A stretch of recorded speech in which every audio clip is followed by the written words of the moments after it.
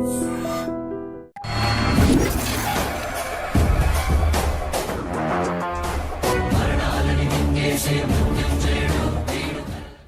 Not 175 అంటూ యుద్ధానికి సిద్ధమయ్యారు. పేదల్ని కాటేసే ఎల్లో వైరస్ మీద యుద్ధానికి మీరంతా కూడా సిద్ధమేనా?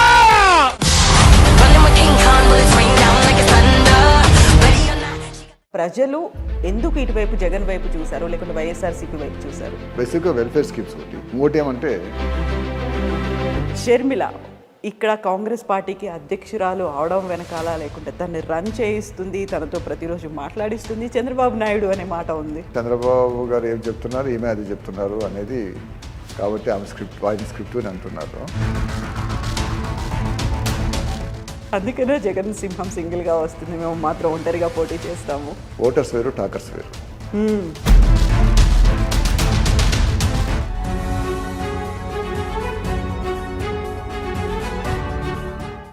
నమస్తే, నేను Kavitha. Welcome to iDream news.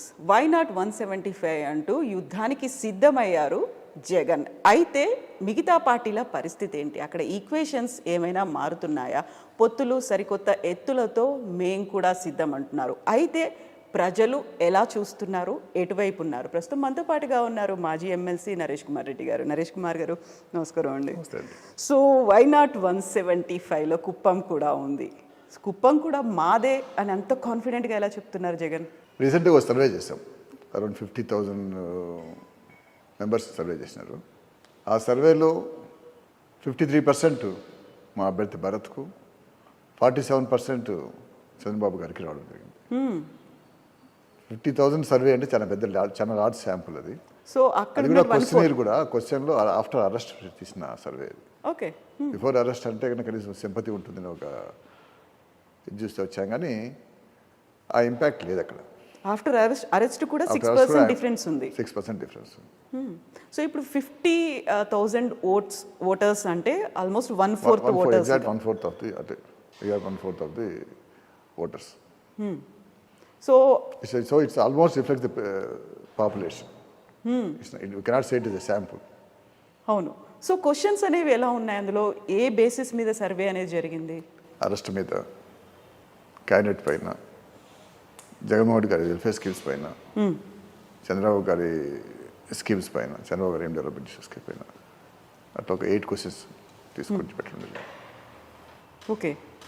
So Kuppam నాదే అంటే 40 ఏళ్ల ఇండస్ట్రీలో కుప్పంకి నేను చాలా ఎన్నో అభివృద్ధి కార్యక్రమాలు చేశాను ఇవన్నీ చెప్పినప్పుడు ఒక టిల్ట్ అనేది వైఎస్ఆర్సీపీ వైపు కనిపించింది. అది కూడా 6% ఎక్కువ మెజారిటీ అనేది ఉంది. అది అరెస్ట్ తర్వాత చేశారు అంటే ఆల్మోస్ట్ ఆగస్టులో. అప్పుడు ఎప్పుడు జరిగింది ఇది?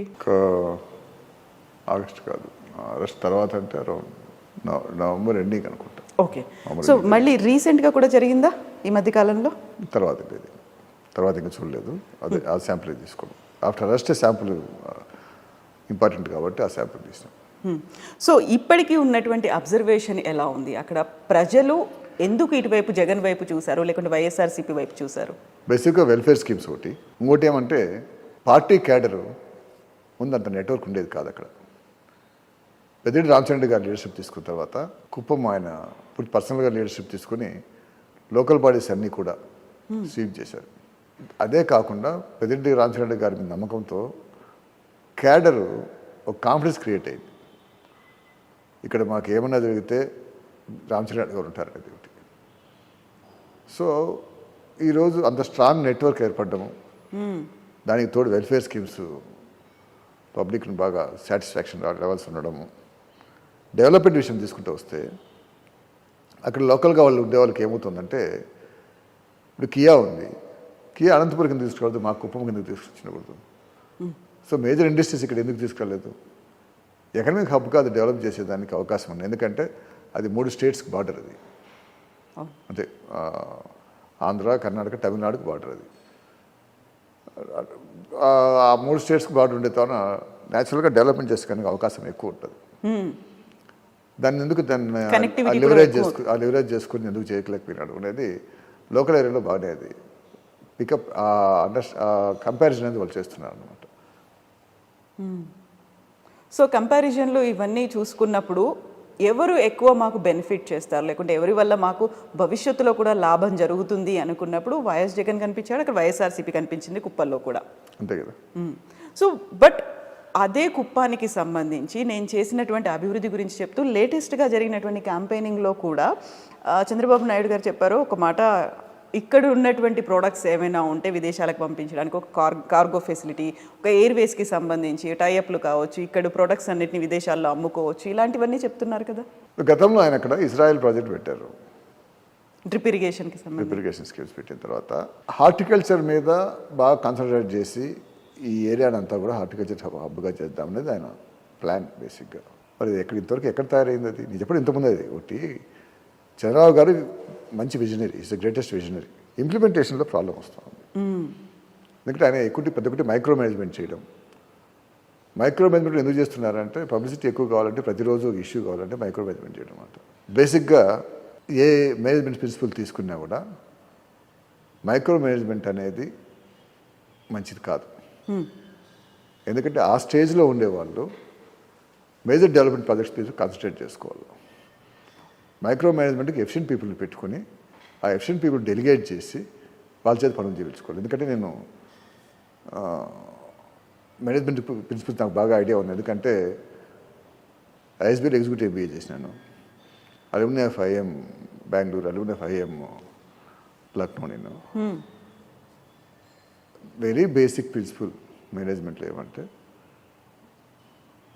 టాప్ లెవెల్లో ఉండేవాళ్ళు డెసిషన్ మేకింగ్ స్ట్రాటజీస్ మీద కాన్సన్ట్రేట్ చేసి మైక్రో మేనేజ్మెంట్ ఎఫిషియెంట్ పీపుల్ పెట్టుకొని వాళ్ళ చేత గుడ్స్ రేటుగా చూసుకోవాలి.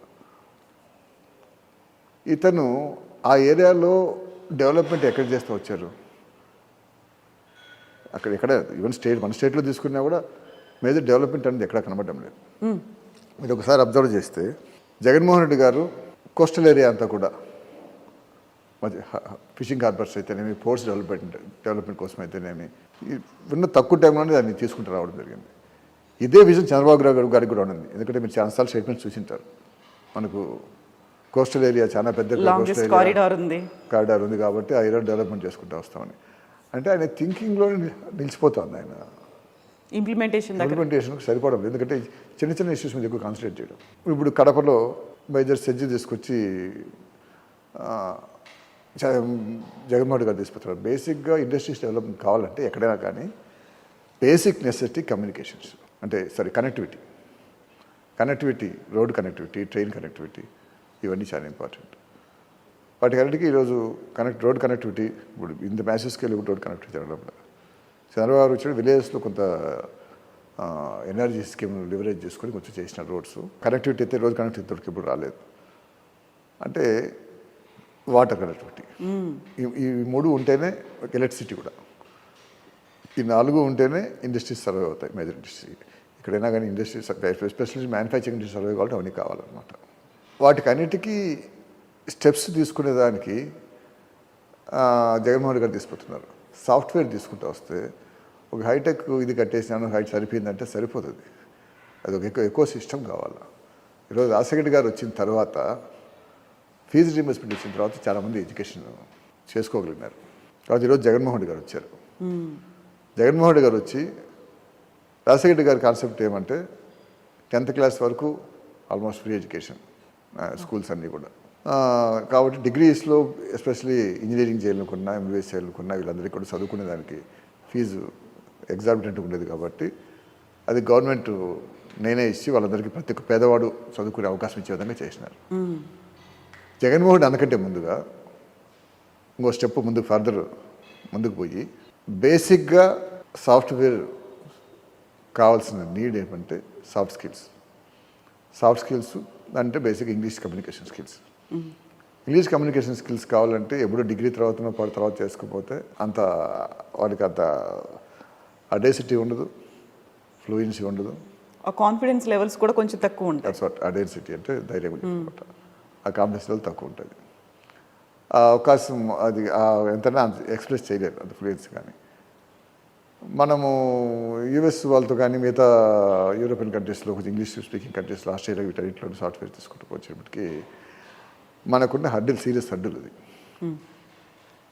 ఇప్పుడు సాఫ్ట్వేర్ మనం మొత్తం వరల్డ్ అంతా వెళ్తున్నాం, ఎక్కడ పోయినా మనం సాఫ్ట్వేర్ వల్ల వెళ్తున్నా కూడా ఈ పేద ప్రజలందరూ కూడా ఆ స్థాయికి రీచ్ కలిగే కారణం సాఫ్ట్ స్కిల్స్ లేకపోవడం.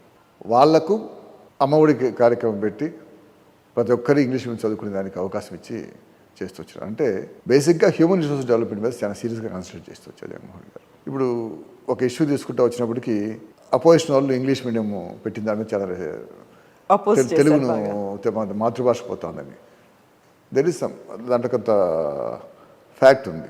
మాతృభాష అనేది పూర్తిగా రూట్ అవుట్ అయిపోతుంది అనే ఉద్దేశం.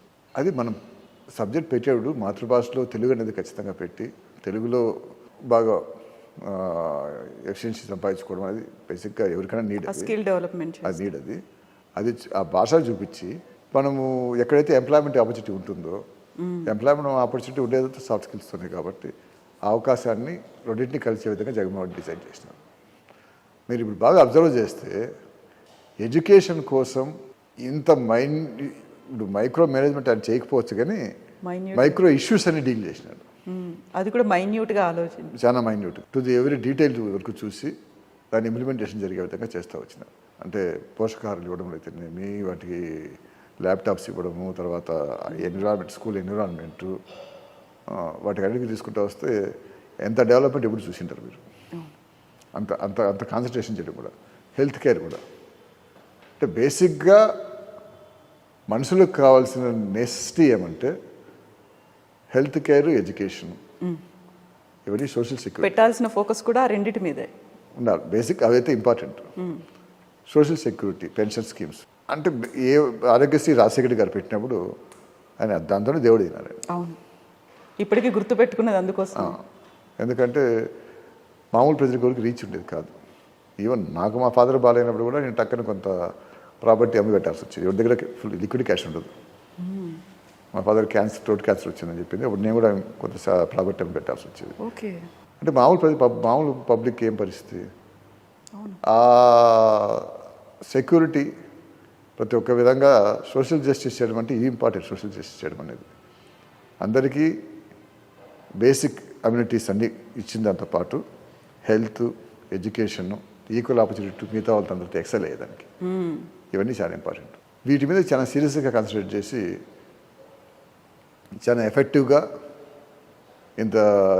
ఏ స్టేట్లోనూ లేనంత విధంగా మిగతా స్టేట్ దగ్గర మోడల్ అయ్యే విధంగా ఈరోజు ప్రోగ్రామ్స్ పెట్టి జరుపుతున్నాను అనమాట. మీరు సోషల్ జస్టిస్ అనే దీని గురించి మనం మాట్లాడుకుంటున్నప్పుడు అక్కడ జరిగేదంతా వెల్ఫేర్ స్కీమ్స్ అంటే వాళ్ళకి పంచి పెట్టడం అనేటువంటి ఒక భావన ఉంది. ఇలా పంచి పెట్టుకుంటూ పోతే రాష్ట్రం అప్పుల రాష్ట్రంగా మిగులుతుంది. గతంలో శ్రీలంక అయినటువంటి పరిస్థితి ఆంధ్రప్రదేశ్కి వస్తుంది. 10 లక్షల కోట్ల అప్పు అనేది ఇప్పుడు ఆంధ్రప్రదేశ్ మీద ఉంది అనేది ప్రధానంగా చేస్తున్నటువంటి విమర్శ. 10 lakhs crores అంటే నాకు తెలిసి అఫిషియల్గా గవర్నమెంట్ మీద ఉండే అప్పు అరౌండ్ 4,50,000 crores. దాంట్లో 1,90,000 crores చంద్రబాబు గారు చేశారు. సో 2,50,000 crores జగన్మోహన్ గారు చేశారు. ఈ 2,50,000 crores ఎక్కడ కనిపిస్తుందంటే డైరెక్ట్గా పబ్లిక్ రీచ్ అయింది. డైరెక్ట్ బెనిఫిషరీస్ కోసం ట్రాన్స్ఫర్స్ స్కీమ్ పెట్టి దాన్ని డైరెక్ట్గా పబ్లిక్ రీచ్ అయ్యారు. ఏ స్కీమ్ అన్నా తీసుకోండి, మీరు హ్యూమన్ రిసోర్స్ డెవలప్మెంట్ కోసం ప్లాన్ చేసినారు అని. డెవలప్మెంట్ అంటే ఇన్ఫ్రాస్ట్రక్చర్ డెవలప్మెంట్ అన్నికంటే ముందు హ్యూమన్ రిసోర్స్ డెవలప్మెంట్ చాలా ఇంపార్టెంట్. రోడ్లు కట్టడం, అవి చేయడం, వాటికంటే కూడా బేసిక్గా public equal opportunity, employment opportunity కోసం, ఎంప్లాయ్మెంట్ క్రియేషన్ కోసం కావాల్సిన స్కిల్ సెట్స్ని డెవలప్ చేసుకోలేకపోతే ఉపయోగం లేదు. సెల్ఫ్ సస్టైన్ అవుతారు. సెల్ఫ్ సస్టైన్ ముందు బేసిక్ ఒక స్టోరీ ఉంది చిన్నప్పుడు నేను చదివినప్పుడు. చదవమా బుక్లో కూడా చదివాను నేను. ఒకడు రెగ్యులర్గా వీవర్ వీళ్ళేటప్పుడు సంవత్సరం పాటు వీవింగ్ అతనికి అన్నం పెడతాడు ఫ్రీగా. అతను ఆ గురువు సంవత్సరం పాటు నేర్పించింటాడు. మీకు ఇద్దరులో ఎవరు బెటర్ అంటే నాకు వీవింగ్ నేర్పించిన గురువే ఇంపార్టెంట్, నాకు లైఫ్ లాంగ్ చదువు నేర్పించడానికి అవకాశం ఇచ్చినాడు. ఈ సంవత్సరం పెట్టి అన్నం పెట్టింది నాకు అతను ఇది చేసినాడు, కానీ లైఫ్ లాంగ్ సస్టైన్ అయ్యే విధంగా చేసినాడు అనేది. సో ఈ సాఫ్ట్ స్కిల్స్ కానీ, ఇంగ్లీష్ మీడియం స్కిల్స్ కానీ, మంచి ఎడ్యుకేషన్ కానీ చిన్న స్టేజ్లోంచి పోయిన వాళ్ళు అవసరం. కానీ డెవలప్మెంట్లో తీసుకుంటూ వచ్చినప్పుడు కూడా, కంపేర్ చేస్తూ వచ్చినా కూడా, ఎడ్యుకేషన్ కోసం మీరు నాడు నేడు ప్రోగ్రామ్స్ తీసుకుంటూ వచ్చినా కూడా, హెల్త్ కోసం ప్రతి గ్రామంలోనూ సచివాలయాలు పెట్టడం, అంటే డీసెంట్రలైజేషన్ ఆర్గనైజేషన్ కానీ ఎంప్లాయ్మెంట్ క్రియేషన్, సుమారుగా సచివాలయాల్లో ఎంప్లాయ్మెంట్ క్రియేషన్ చాలా ఎక్కువ చేయడం జరిగింది. తర్వాత ఈ అవుట్సోర్సింగ్ వర్కర్స్కు సేఫ్టీ క్రియేట్ చేసినారు. ఇంతకుముందు ఆ సేఫ్టీ ఉండేది కాదు. అంటే గవర్నమెంటే తీసి ముందంతా కూడా వీళ్ళే ఇచ్చేవాళ్ళు ఎక్కడికక్కడ. వాళ్ళ మధ్యలో మిస్యూజ్ చాలా జరిగేది. ఇప్పుడు మొత్తం గవర్నమెంట్ నుంచి వచ్చేది అనమాట. అంటే ఏ ప్రోగ్రామ్ చేసినా కూడా మొత్తం సొసైటీలో ఎకానమీ డెవలప్ అయ్యేదానికి చేసిన ప్రోగ్రామ్సే కానీ వీటిని పంచిపెట్టి వెల్ఫేర్ స్కీమ్స్, వాళ్ళు వెల్ఫేర్ స్కీమ్స్ కాదంటారు, పాపులిస్టిక్ స్కీమ్స్ అంటున్నారు. వెల్ఫేర్ స్కీమ్స్ అంటే కనీసం ఒక ఇది, ఇంకా వాళ్ళు దారుణంగా అంటే పాపులిస్టిక్ స్కీమ్స్. సోషలిస్ట్ ఎవరు చూసినా కూడా నా ఒపీనియన్ అయితే ఏమంటే దేశం అంటే మట్టి కాదు, దేశం అంటే మనుషులు. హ్యూమన్ రిసోర్స్ డెవలప్మెంట్ అనేది టాప్ ప్రయారిటీ వాళ్ళు. ఆ పర్సెప్షనే డిఫరెన్స్ ఉండాలన్నమాట. ఆ హ్యూమన్ పబ్లిక్ బేసిక్గా ఏం చేస్తాం మనం, ఒకరిని చదివించాలంటే ఎంత కష్టపడతారు వాళ్ళు. మామూలు పేదవాళ్ళు అయితే ఇంగ్లీష్ మీడియం స్కూల్ పంపించాలంటే ఎంత కష్టం ఉంటుంది వాళ్ళకి. వాళ్ళల్లో కూడా కనీసం డ్రెస్ విషయంలో కూడా వాళ్ళు మిగతా వాళ్ళు ఇన్ఫీరియర్ కాబట్టి మంచి డ్రెస్ ఇస్తూ, షూస్ కాడి నుంచి మంచి డ్రెస్ ఇస్తూ, మంచి బుక్స్ ఇస్తూ, మంచి పోషకాహారం పెట్టి చేసే విధంగా చేస్తూ ఎవ్రీ మైన్యూట్ డీటెయిల్స్కి పోయి జస్టిస్ చేస్తున్నాను అనమాట. ఎడ్యుకేషన్ విషయంలో, హెల్త్ కేర్, విలేజెస్ కాడి నుంచి మీరు ఇప్పుడు ఇంతకుముందు పూర్తిగా నెగ్లెక్ట్ చేసేవారు హెల్త్ను, ఎందుకంటే ప్రైవేటైజేషన్ ఎక్కువగా ఇదైందని. ఈరోజు గవర్నమెంట్ హాస్పిటల్స్ వస్తారు, ముందుకి ఇప్పుడు చూడండి ఎంత డిఫరెన్స్ ఉంటుందో. డాక్టర్సే ఉండేవాళ్ళు కాదు ముందు. ఇప్పుడు డాక్టర్స్ రిక్రూట్మెంట్ అయితేనేమి, వీళ్ళు చేయడం అయితేనేమి, ఈ రెండు బేసిక్ అమ్యూనిటీస్ అన్ని క్రియేట్ చేయడంలో ఇంత పెద్ద ఎత్తున ఇప్పుడు జరిగింది స్టేట్లో. సో మీరు ఎక్కడ డైరెక్ట్గా పనిచేస్తున్నారని చెప్పండి, ఒక స్కీమ్ చెప్పండి. ఆయన పనిచే స్కీమ్, జనాలు పంచే ప్రతి స్కీమ్ కూడా ఎవరంతా వాళ్ళు సెల్ఫ్ రిలయంట్ అంటే అయ్యేదానికి చేసిన స్కీమ్సే. అమ్మఒడి, వాళ్ళ పిల్లలు చదువుకునే స్కీమ్స్, ఆసరా. ముఖ్యంగా చంద్రబాబు గారు గతంలో మీరు రుణాలన్నీ మాఫీ చేస్తారని యాక్చువల్గా ఆయన ఇచ్చినాడు ఆ ఫాల్స్ ప్రామిస్. ఆ ఫాల్స్ ప్రామిస్ చేయకుండా ఉంటే మహిళలందరూ కనీసం వాళ్ళు ఇప్పుడు ఎవరన్నా కానీ ఒక ప్రామిస్ చేసినప్పుడు డబ్బులు ఊరికి వచ్చేస్తుంటే స్పెండ్ చేసేస్తాం. అప్పుల పాలు అయిపోతారు వాళ్ళు. అప్పుల పాలు అయిపోయినాక వాళ్ళ పరిస్థితి చాలా దారుణంగా తయారైపోయింది. వాళ్ళందరికీ ఇప్పుడు వచ్చి జగన్మోహన్ రెడ్డి గారు దాన్ని తీర్చడం జరిగింది. మరి ఆ నువ్వు చేసిన ప్రామిస్తో మునిగిపోయిన వాళ్ళని ఈరోజు జగన్మోహన్ రెడ్డి గారు రివైవ్ చేస్తూ వచ్చారు వాళ్ళ ఎకనమిక్ వెల్బీయింగ్. అదేవిధంగా చేయూత, అదేవిధంగా ఈ వాహన మిత్ర, ఇవన్నీ కూడా సామాన్య ప్రజలు బయట ₹3 వడ్డీలు పర్ మంత్, ₹6 వడ్డీలు ఈ విధంగా చేసి మునిగిపోయే పరిస్థితులు ఉంటే ఎంత బర్డెన్ అవుతుంది అనేది, అది ఆ బర్డెన్ వాళ్ళు భరించారు. జీవితాంతం ఆ డెబ్ ట్రాప్లోనే ఉండిపోతారు వాళ్ళు. ఆ ట్రాప్ నుంచి బయటపడే విధంగా సపోర్ట్ చేయడం అనేది చాలా ఇంపార్టెంట్. మామూలుగా బ్యాంకింగ్ ఇన్స్టిట్యూట్స్ చేస్తారని ఒక ఒపీనియన్. బ్యాంక్స్ ఎవరికి ఇస్తారు, ఇట్లా ఉండే వాళ్ళకి ఎవరికి ఎవరు లోన్స్. కాబట్టి ఆ సపోర్టింగ్ చేసుకుంటూ వాళ్ళు సర్వే విధంగా చేస్తూ వచ్చినారు. అంటే దీంట్లో ఒక్క స్కీమ్ చెప్పండి నాకు, ఇది పాపులిస్టిక్ స్కీమ్ అని చెప్పేది నాకు ఏదైనా ఉంటే. అన్నీ కూడా హ్యూమన్ రిసోర్స్ డెవలప్మెంట్ కోసం లాంగ్ రన్లో ప్రజలందరూ కూడా సోషల్ జస్టిస్ రీచ్ అయ్యేదానికి తీసుకునే స్టెప్స్ ఇవన్నీ. అయితే ఇక్కడ ప్రధానంగా వినిపించేటువంటి విమర్శ, చేస్తున్నటువంటి ఆరోపణ చంద్రబాబు నాయుడుతో సహా టీడీపీ వాళ్ళందరూ ప్రతిపక్షాలు చేస్తోంది, దేని మీద ఫోకస్ పెట్టాలి? ఉచితంగా అలాంటి స్కీమ్స్ పనిచేస్తే సరిపోతుంది, అభివృద్ధి మీద ఫోకస్ ఎక్కడుంది? రెండింటినీ బ్యాలెన్స్ చేయాల్సిన అవసరం ఉంది కదా, అది మిస్ అవుతోంది అనేవాళ్ళు. ఇప్పుడు నేను చెప్పాను కదా, అభివృద్ధి అంటే దేనికి కావాలా? పెద్ద పెద్ద ప్యాలెస్లు కట్టుకునేది కాదు కదా. ఎడ్యుకేషన్ ముందు పాత రాష్ట్రం ముందు వరల్డ్ ఇండస్ట్రీ చూస్తే 50% బడ్జెట్ ఎడ్యుకేషన్ మీద పెట్టేవాళ్ళు, చెప్పేది 20-30 years బిఫోర్ చెప్పేది. ఎడ్యుకేషను, తర్వాత హెల్త్, అందుకంటే social security, pensions, old age pensions, ఇవన్నీ కూడా మళ్ళా బేసిక్ కమ్యూనిటీస్, హౌసింగ్. దీంట్లో ఏది నెగ్లెక్ట్ చేసినారు చెప్పండి? ఇవన్నీ కూడా చూసుకుంటూ పబ్లిక్ సెల్ఫ్ రిలయంట్గా ఉండేదానికోసం సపోర్ట్ చేసే స్కీమ్స్ పెట్టారు. ఈరోజు ఏ పేదవాడు ఇంకోరి మీద ఆధారపడే పని లేదు, ఇంకోటి సపోర్ట్ అవసరం లేదు వాళ్ళకి. ఇప్పుడు మీరు ముగ్గురు సీఎంలని చాలా కీన్గా అబ్జర్వ్ చేశారు. వైఎస్ రాజశేఖర రెడ్డి గారు, తర్వాత చంద్రబాబు నాయుడు, ఇప్పుడు జగన్. సో ఎలా ఉంది ఆ పాలన అనేది? Rajasekhara Reddy is a great leader. Padayatra తర్వాత అతనిలో చాలా ట్రాన్స్ఫర్మేషన్ కనిపించింది. బేసిక్గా ఆయన పబ్లిక్ అంటే ఎంపతి ఉండేవాడు. ఈరోజు ఆనాటికి రాజశేఖరని పెట్టినటువంటి కంట్రీలో ఎక్కడా పెట్టలేదు ఆ స్కీమ్స్. అసలు టోటల్ ఇన్నోవేటివ్ స్కీమ్స్ అవన్నీ కూడా. ఆరోగ్యశ్రీ కానీ, ఫీజు రీఇంబర్స్మెంట్, పేదలందరూ కూడా చదువుకునే అవకాశం, మంచి ఇంజనీరింగ్, మెడిసిన్ ఇటువంటి మంచి మంచి ఎంఫార్మసీలు కానీ బీఫార్మసీలు కానీ మంచి టెక్నికల్ ఎడ్యుకేషన్ చేసుకునేదానికి సపోర్ట్ చేసేదానికి పెట్టడం జరిగింది. పాల వడ్డీ రుణాలు అంటే మహిళలకు సపోర్ట్ చేస్తూ బ్యాంక్స్ మీదే కాకుండా పాల వడ్డీ రుణాలు ఇప్పించి వాళ్ళు ఒక టైంలో ఏమయ్యేదంటే డబ్బులు బ్యాంకులో. Rajasekhar is a great leader నా ఒపీనియన్. ఆయనకు మ్యాచ్గా ఈ స్టేట్లో ఇంకెవరు ఎవాల్వ్ అవుతారు ఎప్పుడైనా ఫ్యూచర్లో నేను అనుకోవడం లేదు. ఎందుకంటే ఆయన వేరియస్ ఎక్స్పీరియన్సెస్ ఇన్ లైఫ్లో ఉన్నాయి. పబ్లిక్లో అన్ని ఆర్ట్స్ అండ్ డౌట్స్ చూసుకుంటా పబ్లిక్ రిప్రజెంటేటివ్గా అన్ని ఆర్ట్స్ని ఫేస్ చేసి పాదయాత్ర తర్వాత చాలా ట్రాన్స్ఫార్మ్ అయ్యి లీడర్కి కావాల్సిన క్వాలిటీస్ అన్నీ ఆయనలోనే చూడవచ్చు అనమాట. ఒక లీడర్కి కావాల్సింది బేసిక్గా పబ్లిక్ మీద ఎంపతి కావాలి. అది వెరీ బేసిక్ ఇది, అది హైయెస్ట్ ఆయనకు. ఆయన కంట్రీలో అంతవరకు ఎక్కడా లేనంత ఇదిగా హౌసింగ్ అనేది శాచురేషన్ అప్పుడు అందరికీ ఇవ్వడం. అప్పుడే రేషన్ కార్డులు అంతకుముందు అంత ఈజీ కాదు రేషన్ కార్డు ఇవ్వడం, అందరికీ రేషన్ కార్డులు ఇవ్వడం. ఈవెన్ కొంతమందికి బిలో పార్టీ లైట్లు కూడా కొంతమందికి ఆ టైంలో ఇచ్చేసేసారు. అంటే వాళ్ళు రేషన్ తీసుకునేందుకు కోసం కాదనమాట. ఆరోగ్యశ్రీ ఎలిజిబిలిటీ రావాలంటే మాకు బిలో పావర్టీ లైన్ నుంచి పోవాలని. అప్పుడు అందరూ క్రిటిసైజ్ చేస్తే దాని సీలింగ్ పెంచినారు. 75,000 కదా కొంచెం పెంచినారు, ముందు తక్కువ ఉండేది. ఆ విధంగా పాల వడ్డీ అంటే మొట్టమొదటి వీళ్ళకు బ్యాంకు రుణాలు తీసుకునేందుకు సెల్ఫ్ హెల్ప్ గ్రూప్స్కు సపోర్ట్ ఇచ్చేదాని కోసం పాల వడ్డీ మొట్టమొదటి స్టార్ట్ చేయడం జరిగింది.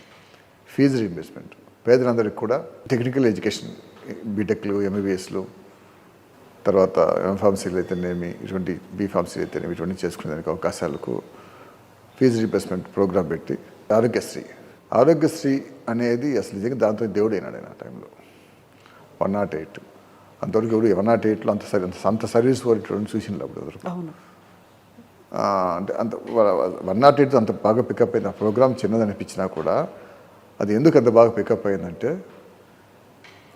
ఆ 108లో ఉండే అటెండెంట్స్ చాలా సర్వీస్ ఓరియంటెడ్గా పనిచేసినారు. చాలా కంఫర్ట్ జోన్ ఇచ్చినారు ఎవరన్నా పిలుచుకున్నప్పుడు, చేసినప్పుడు కానీ చూసినప్పుడు కానీ మీకు. అందుకు చాలా బాగా సక్సెస్ అయింది. అంటే అంతవరకు ఎక్కడా లేనంత ఇదిగా అన్ని స్కీమ్స్ బేసిక్ కమ్యూనిటీస్ ఇచ్చేదే కాకుండా సోషల్ సెక్యూరిటీ ఇస్తూ ఎంప్లాయ్మెంట్కు అవసరమైన అంటే ప్రతి ఒక్కరికి ఎంప్లాయ్మెంట్ చదువుకునేదానికి అవసరమైన సపోర్ట్ ఇస్తూ చేయడం జరిగింది. అంతవరకు ఇండియన్ హిస్టరీ నాకు తెలిసి ఏ స్టేట్లో ఇండియన్ హిస్టరీ అంతవరకు ఎవరికి జరిగింది అంత పెద్ద ఎత్తున చేసినారు.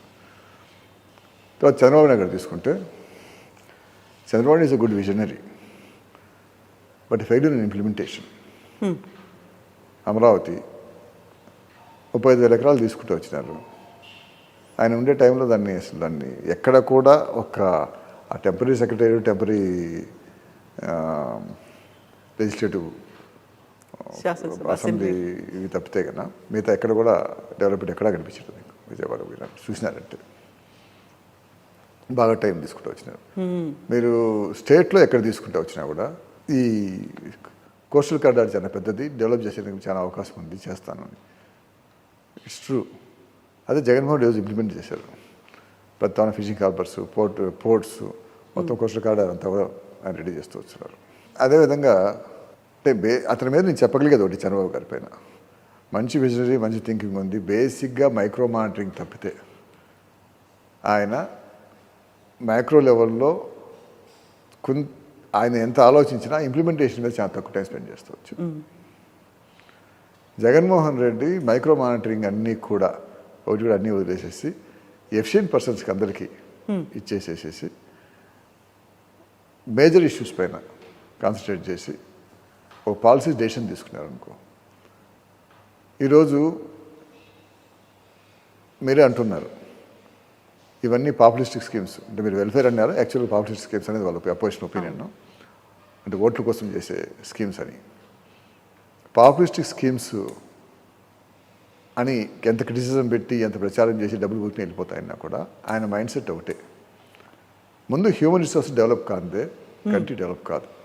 ఎన్ని ఇన్ఫ్రాస్ట్రక్చర్లు కట్టినా, ఎన్ని బిల్డింగ్లు కట్టినా, ఎన్ని చేసినా మనుషుల్లో ఆ స్కిల్ సెట్స్ రాకపోతే యూజ్లెస్ థింగ్ అది. ఎందుకంటే ముందుకు పోతుంది ప్రభుత్వం. దేన్ని డెవలప్మెంట్ అంటాం అప్పుడు?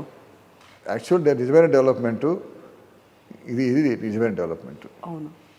కాబట్టి హ్యూమన్ రిసోర్స్ డెవలప్మెంట్ పైన, స్కిల్ సెట్స్ డెవలప్మెంట్ కోసం ఎడ్యుకేషన్ పైన చాలా సీరియస్గా స్టెప్స్ తీసుకునేసేసి అది స్కూలింగ్లో ప్రతి ఒక్క పేదలకు అమ్మఒడి పెట్టి ఇంగ్లీష్ మీడియం స్కూల్స్ వాళ్ళకి కావాల్సిన మంచి మంచి స్కూల్స్ సరిచే అవకాశాలు పెట్టించి అక్కడి నుంచి చేస్తూ వచ్చినారు. పెన్షన్ స్కీమ్స్ అనేది పెన్షన్లో ఈయన ప్రెజర్తోనే పెరగడం జరిగింది. 2000కు ఇవి చేసుకుంటూ రావడం జరిగింది. ఆ పెన్షన్ స్కీమ్స్ సోషల్ సెక్యూరిటీ ఇచ్చేటప్పటికి ఇవి కాకుండా ఆశా గురించి గతంలో చెప్పాను నేను. అది చంద్రబాబు గారు ఫాల్స్ ప్రామిస్తో చాలామంది మహిళలంతా కూడా అప్పుల పాలైపోయినప్పుడు అది తీర్చేదానికి ఈరోజు జగన్మోహన్ తీర్చడం జరిగింది. ప్రతి స్కీమ్ కూడా అంత స్ట్రాంగ్ డిటర్మినేషన్తో ఎవరూ చేసింది లేదు. దానికి చాలా బేసిక్ ఎగ్జాంపుల్ ఏమంటే, ఒకసారి సీరియస్ క్రైసిస్ వచ్చినప్పుడు, అంటే ఎకనామిక్ క్రైసిస్ వచ్చినప్పుడు, ఆ కరోనాతో 2 years చాలా సీరియస్ ప్రాబ్లం వచ్చింది. అన్ని చోట్ల అదే పరిస్థితి వచ్చింది కదా, ఆ కంట్రీ వైడ్ మొత్తం ప్రాబ్లం వచ్చింది. తర్వాత ఉక్రెయిన్ వార్తో ప్రైజెస్ అన్ని షూటప్ అయినాయి. మామూలు హోల్సేల్ ప్రైస్ ఇండెక్స్తో పాటు అన్ని ప్రైజెస్ అన్ని షూటప్ అయినాయి. ఇంత సెట్ బ్యాక్స్లో ఉద్యోగస్తులకు జీతం ఒక 2-3 రోజులు డిలే చేసినది, కానీ పేద ప్రజలకు చేయాల్సిన direct benefit schemes, direct benefit transfers అన్నీ ఎట్టైనా సరే చేస్తూ వచ్చారు. మామూలుగా అయితే అది అంత ఈజీ కాదు. ఇంత స్ట్రాంగ్ డిటర్మినేషన్ను పూర్తిగా అతని mind set human resource develop చేయాలా. మనుషులకు ప్రతి పేద ప్రజ కూడా, ప్రతి ఒక్కడు కూడా ఈక్వల్ అవకాశాలు, అభివృద్ధి ఏదైనా అవకాశాలు ఉండాలని చేసే దేశంలో చాలా పెద్ద లాబీ, దాన్ని కానీ కూడా పోయిన పెద్ద లాబీ ఉంటుంది. ఫస్ట్ బ్యూరోక్రసీ, మీడియా, అపోజిషన్, ఇవన్నీ ఉంటాయి. కీన్గా అబ్జర్వ్ చేస్తుంటారు. ఇంతమంది చాలా పెద్ద నెట్వర్క్, అది స్మాల్ నెట్వర్క్ కాదు. క్యాపిటలిస్టులు, ప్రెషర్ గ్రూపులుగా కూడా ఉంటారు వాళ్ళు. అందరూ ప్రెషర్ గ్రూప్స్, ఇవన్నీ ప్రెషర్ గ్రూప్సే. ఇంత స్ట్రాంగెస్ట్ ప్రెషర్ గ్రూప్స్ నుంచి సస్టైన్ చేయడం అనేది మామూలు వ్యవహారం కాదు. అది చాలా స్ట్రాంగ్ డిటర్మినేషన్. ఏమైనా కానీ అనే స్ట్రాంగ్ డిటర్మినేషన్ చేయాలనుకుంది, మా పెద్ద ప్రజలు చేయాలనుకుని స్ట్రాంగ్ డిటర్మినేషన్. అంత స్ట్రాంగ్ డిటర్మినేషన్ ఎవరి దగ్గర చూసిండు? ఎందుకంటే teachers pressure means, for example first మాట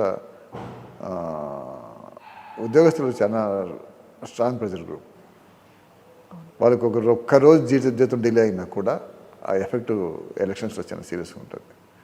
అయినా ఆయన ప్రయారిటీ పెట్టుకునింది పేద ప్రజలకు చేసుకుంటూ వచ్చినారు. అంటే ఒక డెసిషన్ తీసుకొని మంచి చేస్తున్న డెసిషన్ తీసుకున్నాక ఎవరు వచ్చినా ఏం చేసినా ఆయన వచ్చేయడు. అటువంటి లీడరు, అంత స్ట్రాంగ్ లీడర్షిప్ ఉండడం అనేది పేద ప్రజల అదృష్టం. ఆయనకు కాదు అదృష్టం, పేద ప్రజల అదృష్టం అది. ఇప్పుడు మీరు అన్నట్టుగా స్ట్రాంగ్ డిటర్మినేషన్ ఉండాలి, డెడికేషన్ ఉండాలి, దాన్నే మొండి పట్టుదల అనేది కూడా అంటుంటారు. మొండి పట్టుదల లేకపోతే అనుకున్నది ఏది సాధించేది కష్టం. సో ఇప్పుడు ఇంత 4.5 years పాలన చూసిన తర్వాత మళ్ళీ ఎలక్షన్స్ని మళ్ళీ మనం ఫేస్ చేయాల్సిన అవసరం ఉంది అనుకున్నప్పుడు ఒక రాజకీయంగా విచిత్రమైనటువంటి సంఘటనలు అనేవి జరుగుతూ ఉన్నాయి. పొత్తులు కావచ్చు, లేకపోతే వాటికి సంబంధించినటువంటి డిస్కషన్స్ కావచ్చు, ఈక్వేషన్స్, ఇవన్నీ మారుతున్నాయి కదా. సో ఎలా అబ్జర్వ్ చేస్తున్నారు మీరు వాటిని? పొత్తులు నెసెసిటీ బేసిక్గా వాళ్ళ పొలిటికల్ సర్వేలు. నా ఒపీనియన్ ఏమంటే, అంటే నాకున్న అబ్జర్వేషన్లో రాయలసీమలో పవన్ కళ్యాణ్ గారి ఎఫెక్ట్ అంత తక్కువ. ఎందుకంటే రాయలసీమలో పవన్ కళ్యాణ్ ఉన్న సపోర్టర్స్ అంతా టీడీపీకి ఎక్కువ ఉంటారు. పవన్ కళ్యాణ్ గారు సపరేట్గా కంటెస్ట్ చేస్తే కొంత ఎఫెక్ట్ రాయలసీమలో బాగానే పడుతుంది. అదేవిధంగా ఇక్కడ తీసుకుంటూ వచ్చినప్పటికీ ఈస్ట్ వెస్ట్లో కూడా పవన్ కళ్యాణ్ గారికి కొంచెం ఎఫెక్ట్ ఉంది. కాబట్టి టీడీపీకి పూర్తిగా ఇబ్బంది పడుతుందని ఒకటి. అయితే ఇండివిజువల్గా ఎవరు కంటెస్ట్ చేసినా మీరు 175 అనేది, వైనాట్ 175 అనేది ఆల్రెడీ డిసైడెడ్ అది. ఓకే. కాబట్టి ఇంకా వాళ్ళకి నో అదర్ గో. వాళ్ళ సర్వేల కోసం అందరూ కలిసి ఫైట్ చేస్తామనే ఒక దీంతో వాళ్ళ పర్సనల్ అజెండా అంతా వాళ్ళ సర్వే ఇంపార్టెంట్. పబ్లిక్ కాజు కోసమో వీటి కోసమో కాదు. రెండు పార్టీలు సర్వైవల్ కావాలనుకున్నప్పుడు కలవాల్సిన పరిస్థితి. సో ఇప్పుడు రెండు పార్టీలే కాదు, అందులో బీజేపీ ఇన్వాల్వ్మెంటే చాలా ఎక్కువ ఉంది. డిసైడ్ కావడం లేదు కదా, డిసైడింగ్ ఫ్యాక్టర్ అదే. అంటే డెసిషన్ తీసుకోగలిగి ఇంప్లిమెంటేషన్ వాళ్ళ డెసిషన్ ఎన్ఫోర్స్ చేయగలిగే స్టేజ్లో ఉన్న వాళ్ళు అది ఇది ఇండిపెండెంట్గా పోతుందా లేకపోతే కన్నా అలయన్స్ పెట్టుకుంటుందా లేదా. ఎందుకంటే బేసిక్గా బీజేపీ ఒపీనియన్ ఏమంటే కంట్రీ వైడ్ తీసుకున్నప్పటికీ అది ఫామ్ చేస్తాం గవర్నమెంట్ అని హోప్లో ఉన్నారు. వాళ్ళు ఈ అలయన్సెస్తో ఆల్రెడీ చంద్రబాబు గారితో అలయన్స్ ఉన్నప్పుడు చంద్రబాబు గారు అలయన్స్ ఉండే డిచ్ చేసిన మమ్మల్ని ఒక స్ట్రాంగ్ ఫీలింగ్ ఉంది వాళ్ళకి. తర్వాత తను సపరేట్గా పోవడము, కాంగ్రెస్ అలయన్స్ పెట్టుకోవడము చేయడము ఇవన్నీ కూడా పెద్ద ఎత్తున నేషన్ వైడ్ మూవ్మెంట్ తీసుకోవాలనుకోవడం ఇవన్నీ కూడా ఉంటుంది. బట్ డెసిషన్ ఏం తీసుకుంటారన్నారు అనే విషయం నాకు కూడా ఇంకా క్లారిటీ రావడం లేదు. వాళ్ళు పిలిచి మాట్లాడేటప్పుడు వాళ్ళు ఏ స్టాండ్ తీసుకుంటారు అన్నది ఇంకా నాకైతే క్లారిటీ లేదు. బీజేపీ డెసిషన్ తీసుకున్నాక విచిత్రమైన పరిస్థితి ఏమంటే బీజేపీతో అలయన్స్ ఉన్న జనసేన మాత్రం ఆల్రెడీ టీడీపీతో అటాచ్ అయిపోతున్నాము డెసిషన్ తీసుకున్నారు. That it self shows it's desperate move. ఎందుకంటే ఒకరితో కలిసి ఉన్నప్పుడు వాళ్ళతో మాట్లాడి ఏం చేయాలని డెసిషన్ తీసుకొని మళ్ళీ వచ్చి మాట్లాడడం వేరు. వాళ్ళతో డివైడ్ కాకుండానే వీళ్ళకి వచ్చి డెస్పరేట్గా చెప్పడం అంటే అవన్నీ ఇద్దరికి డెస్పరేట్ నెసెసిటీ ఉంది. సరే ఉండాలనుకుంటే ఫీల్డ్లో కనీసం దీంట్లో ఉండాలనుకున్నప్పుడు ఎలక్షన్లో ఉండాలనుకున్నప్పుడు బీజేపీ అనేది ఇంకా ఒక డెసిషన్ చెప్పే పరిస్థితి చెప్తుందా లేదా అనేదానికి బీజేపీ ఏ రోజున డెసిషన్ తీసుకోవచ్చు కాబట్టి భిన్న త్వరగా వాళ్ళు ఓపెన్ అప్ కావడం లేదు.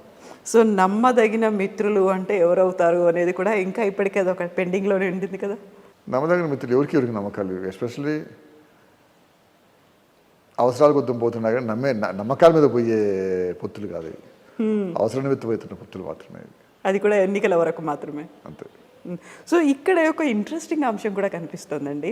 మీరు సిన్స్ రాజశేఖర రెడ్డి గారికి చాలా క్లోజ్ పర్సన్గా ఉన్నారు. ఆ తర్వాత ఇప్పుడు జరుగుతున్నటువంటి డెవలప్మెంట్స్ హ్యాపెనింగ్స్ అన్నీ చూసిన తర్వాత షర్మిల ఇక్కడ కాంగ్రెస్ పార్టీకి అధ్యక్షురాలు అవడం వెనకాల లేకుంటే తనని రన్ చేయిస్తుంది, తనతో ప్రతిరోజు మాట్లాడిస్తుంది చంద్రబాబు నాయుడు అనే మాట ఉంది. మీ అబ్జర్వేషన్ ఏంటి? అంటే వెనకాల ఉండేదాన్ని ఎవిడెన్స్ మనకి ఏం చెప్పలేం కదా. వితౌట్ ఎవిడెన్స్ నేనైతే మాట్లాడలేదు నా ఇష్యూ పైన. కానీ దాన్ని ఎవిడెన్స్ తీసుకోవాలంటే చంద్రబాబు గారు ఏం చెప్తున్నారు, ఈమె అది చెప్తున్నారు అనేది. కాబట్టి ఆమె ఆయన స్క్రిప్ట్ అని అంటున్నారు. బేసిక్గా నేను ఆలోచిస్తే అది నాకు పెద్ద ఐడియా లేదు. ఇద్దరిది గోల్ అయితే ఒకటి, గోల్ ఒకటి అయినప్పుడు కామన్గా వర్షన్స్ ఒకటే వస్తూ ఉంటాయి. సో మిత్రుడికి గోల్ ఒకటే ఉంటుంది. ఎందుకంటే కాంగ్రెస్ పార్టీ మీద తను తీసుకోవడము, ఇదే కాంగ్రెస్ పార్టీని గతంలో పూర్తిగా విభజించిన వాళ్ళు ఈరోజు కాంగ్రెస్ పార్టీని ఎలివేట్ చేసే దానికోసం ఆ స్టెప్స్ తీసుకునేటప్పుడు కాంగ్రెస్ పార్టీని ఎలివేట్ చేసేదానికంటే కూడా ఎవరికైనా సరే ఉండే గవర్నమెంట్ను టార్గెట్ చేయాలి. కాబట్టి ఈ శర్మిలమ్మ గవర్నమెంట్ని టార్గెట్ చేయాల్సిన పరిస్థితిలో ఉంది. తర్వాత వాళ్ళ ఐడియా కూడా అదే ఉంది. కాబట్టి ఎక్కడైనా రిపిటేషన్ సేమే ఉంటుంది అన్నమాట మీకు. సో సరికొత్త ఈక్వేషన్స్ అనేవి కనిపించబోతున్నాయంటారా? అంటే ఈక్వేషన్ అంటే నాకు తెలిసి శర్మిలమ్మ సపరేట్గా ఇంకోటితోనో అలైన్ ఉంటుందనే ఉద్దేశం నాకు. పూర్తిగా స్ట్రాంగ్ ఇండివిజువాలిటీ ఉండే, స్ట్రాంగ్ కన్విక్షన్స్ ఉండే వ్యక్తి అని నేను అనుకుంటున్నా. సో ఇప్పుడు షర్మిలమ్మ గురించి మనం మాట్లాడుకుంటున్నప్పుడు తెలంగాణకి సంబంధించి తను రాజన్న రాజ్యం కావాలనుకున్నారు. ఆ తర్వాత ఏపీకి వచ్చారు, ఇక్కడ అది మిస్ అవుతుంది, అది రావాల్సినటువంటి అవసరం ఉంది అనేది ఒక క్యాంపెయినింగ్ అనేది ఉంది. సో ఇంతకుముందు నేను అడిగినట్టుగా ముగ్గురిది పాలనని మీరు చూసిన తర్వాత నాకు ఒకటి ఏమనిపిస్తుంది అంటే పాలిటిక్స్లో ఎవరికైనా సరే లీడర్ అనే వాళ్ళకు ఆపర్చునిటీ కావాలని చూస్తారు. ఈ పార్టీనా ఆ పార్టీనా ఈ తీరి ఏది అంటే కూడా బేసిక్ లీడర్షిప్ అవకాశం అక్కడ ఆమెకి ఇవ్వాల. అక్కడ ఇచ్చిన తెలంగాణలో డెఫినెట్గా రాజశేఖర అన్న కూతురుగా అక్కడ రేవంత్ రెడ్డి కంటే కూడా బాగా యాక్సెప్ట్ చేసి ఉండేవాళ్ళు అనేది నా ఒపీనియన్. ఎందుకంటే మంచి కమ్యూనికేటివ్ స్కిల్స్ ఉన్నాయి, చెప్పగలిగే ఇది ఉంది. రాజశేఖర్ అంటే అందరికీ ఇది ఉంది కాబట్టి చేయగలిగే ఆ టాక్టిక్స్ అయితే ఆమెకి అక్కడ ఉండి ఉంటాయి. అక్కడ ఆపర్చునిటీ ఆమెకి ఇవ్వలేదు. లీడర్ అనేవాళ్ళు కామ్గా ఉండేది ఇష్టపడరు, ఎట్లా యాక్టివ్గా ఉండాలని చెప్పి ఇక్కడ యాక్టివ్గా ఉండేదానికి వచ్చారని నా ఒపీనియన్. సో యాక్టివ్నెస్ అనేది వర్కౌట్ అవుతుందా, ఎలా ముందుకు వెళ్తుంది? అనుకుంటే అవకాశాలు లేవు. ఎందుకంటే పబ్లిక్ ఉండేది పూర్తిగా జగన్మోహన్ రెడ్డి మీద ఇంట్రెస్ట్ ఉండేవాళ్ళు. జగన్మోహన్ రెడ్డి మీద యాంటీగోస్ ఉండే క్యాపిటలిస్ట్ సిస్టమ్ వాళ్ళు, అది ఒకటి, ఈ రెండే ఉంటాయి. మధ్యలో ఉండే అవకాశాలు లేదు. ఎందుకంటే ఓటర్ ఎప్పుడు కూడా మురిగిపోయేదానికి ఓటే వెళ్ళాలనుకోరు. ఇప్పుడు ఆ తెలివితేటలు వచ్చేసినాయి ఓటర్స్ ఇప్పుడు నాయకుల కంటే తెలివిన అయిపోయినారు. సో ఇప్పుడు ఓటర్లుగా కాకుండా పబ్లిక్గా చూడాల్సిన అవసరం ఉంది. పబ్లిక్ అయినా కూడా ఒపీనియన్ ఎట్లుంటుందంటే జగన్మోహన్ రెడ్డి కావాలనుకునే వాళ్ళే అనుకునే వాళ్ళతో జగన్మోహన్ రెడ్డి గారికి ఓట్లు ఇస్తున్నారు. జగన్మోహన్ రెడ్డి గారిని ఎట్టర్ని అపోజ్ కొందరు ఓపక్కే ఉంటారు. అదే ఈ ఈక్వేషన్స్ అన్ని అందరికీ కలవడం కూడా అదే కారణం. సో ఎన్నికల లెక్కలన్నీ ఇద్దరి మధ్య అంతే. దీంట్లో చంద్రబాబు గారు, పవన్ కళ్యాణ్ గారు వీళ్ళు కాదు ఇంపార్టెంట్. జగన్మోహన్ రెడ్డి గారు అగెన్స్ట్ జగన్మోహన్ రెడ్డి గారు ఎవరున్నారు బరిలో నిలిచేది ఎవరు? వాళ్ళు ఎంతమంది కలిసినా అందరూ ఓటే అవుతారు. అందుకనే జగన్ సింహం సింగిల్గా వస్తుంది, మేము మాత్రం ఒంటరిగా పోటీ చేస్తాము. అంతే. So why not 175? 175 కాబట్టి చెప్పాను కదా, కుప్పమే మాకు ఆ రిజల్ట్ అనిపిస్తామంటే మిగతా ఎట్లుంటాయంటే మిగతా వాటి గురించి నాకు ఐడియా క్లియర్గా, మిగతా దాని సర్వేస్ గురించి నాకు ఐడియా లేదు. ఇది వేగ్గా ఈ సర్వేస్ అన్నీ ఉన్నాయి. ఇది లార్జెస్ట్ శాంపుల్ సర్వే కాబట్టి నేను సర్వేల్లో కూడా నేను క్వశ్చన్స్ చూసినాను. ఎందుకంటే సర్వేలు క్వశ్చన్స్ టీక్ చేసుకునే అవకాశాలు ఉంటాయి. అవును, నీకు కావాల్సినట్టు సర్వేలు మార్చుకోవచ్చు కదా. కాబట్టి ఇక్కడ సర్వేలు చేసినప్పుడు ఆ క్వశ్చన్స్ కూడా చూశాను. అదే తెప్పించుకొని నిజంగా దాన్ని ఫ్యాక్ట్ ఎంతవరకు ఉంటుందని దానికి జెన్యున్ క్వశ్చన్సే ఉన్నాయి. కాబట్టి కుప్పమే గెలిచే పరిస్థితి ఉన్నప్పుడు నేను అనుకోవడం ఒకటి ఏమంటే ఓటర్స్ వేరు, టాకర్స్ వేరు. టాకర్స్ చాలా ఎక్కువగా చెప్తున్నారు బాగా. అయితే ఈ టాకర్స్ 4 సంవత్సరాల 364 రోజులు ఈ సబ్జెక్ట్ గురించి చాలా బాగా మాట్లాడుతూనే ఉంటారు. ఓటు పోయేదానికి మాత్రం వాళ్ళకి, ఎందుకంటే వాళ్ళు చాలా పెద్ద అంత క్యూలో నిలబడాలంటే ఈగో వాళ్ళకి, ఓటు వేసే పరిస్థితి ఉండదు. ఆ టాకర్స్ కొంతమందే ఉంటారు ఇప్పుడు కూడా. ఎవరైతే నెగిటివ్గా కొంత డిస్సాటిస్ఫాక్షన్ ఉంటుందో, చాలామందికి డిస్సాటిస్ఫాక్షన్ ఎక్కడుందంటే లేబరు వేజెస్ పెరిగిపోవడం, మాకు కష్టంగా ఉందని క్యాపిటలిస్టుల ఉద్దేశం. ఇంతకుముందు దొరికినట్టుగా సప్లై డిమాండ్ బట్టి ఉంటుంది ఇప్పుడు కూడా. అవును, ఆ సప్లై డిమాండ్ నెస్టీకి ఈయన ఫ్రీగా ఇచ్చేస్తున్నారని చెప్పి దాంతో ఒక ఒపీనియన్ ఉంది. కానీ అది వాస్తవం కాదు. నేచురల్గా ఇన్ఫ్లేషన్ పెరుగుతూ వచ్చినప్పుడు, దాంతోపాటు ఎంప్లాయ్మెంట్ ఆపర్చునిటీస్ వచ్చినప్పుడు ఇవి జరుగుతూ ఉంటాయి. లేజీనెస్ చేసినారా అంటే లేజీగా ఎవరు లేరు ఇక్కడ. చాలామందిని అబ్జర్వ్ చేస్తే పనులకు ఈరోజు కూడా పోతుంటే పనులకు పోతున్నారు. వేజెస్ పెరిగినాయంటే స్టాండ్ ఆఫ్ లివింగ్ పెరిగినప్పుడు ఆ నెసిటీస్ కోసం పనులు చేయడమే చేస్తున్నారు. లేజీగా అనే వాళ్ళు ఎవరు, ఆ కాన్సెప్ట్ అనేది తప్పు నా ఒపీనియన్. దానికి ప్యారలల్గా ఇది కూడా పెరగాల్సిన అవసరం ఉంటుంది. సో మీరు ఇప్పుడు అన్నారు ఓటర్స్ టాకర్స్ అని. సో సైలెంట్గా ఉంటున్నారు, స్మార్ట్గా కూడా ఉంటున్నారు. చాలా స్మార్ట్గా ఉంటున్నారు ఓటర్స్. సో స్మార్ట్ డెసిషన్ ఎలా తీసుకుంటున్నారు, ఎప్పుడు తీసుకుంటారు అనేది వెయిట్ చేయాలి ఎలక్షన్ డే. ఒకటే కదా దీంట్లో. ఇప్పుడు జగన్మోహన్ రెడ్డి గారికి ఈసారి ఓట్లు ఇవ్వలేదు అనుకోండి, దాని అర్థం ఏమవుతుంది? పబ్లిక్కు వాళ్ళ డెవలప్మెంట్ ఇంపార్టెంట్ కాదు. ఎవరైతే ఈ ఫాల్స్ ఇవి చెప్తా పోతూ ఉంటారో, ప్రచారాలు చేస్తూ ఉంటారో, దాన్నే పర్సీవ్ చేసి దాని మీదే రిలై అయినారని ఒక ఇదే ఏర్పడాల్సిన పరిస్థితి వస్తుంది. సో సమ్ టైమ్స్ కొన్ని తాళ్ళు జరిగి కూడా ఉండదు. ఎందుకంటే కొన్ని తాళ్ళ